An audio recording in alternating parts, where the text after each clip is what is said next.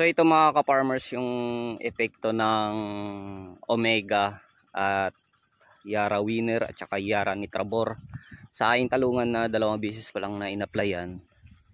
So kung mapapansin natin, ang ganda po ng kulay ng kanyang dahon at sa mga bulaklak. Ayan. So halos sa mga bulaklak niya ay nabubuo. Ayan. So 2 beses pa lang in-applyan ng Omega at saka Yara Winner at saka Yara Nitrabor. So yan na po yung epekto niya.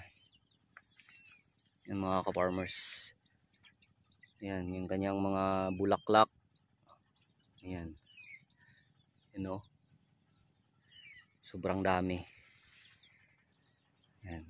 Ang gaganda po ng kanyang kulay at same din po sa kanyang mga bulaklak. So 2 beses pa lang napakain ng Yara Winner, Nitrabor at saka Omega. Ito na kaagad yung kanyang resulta.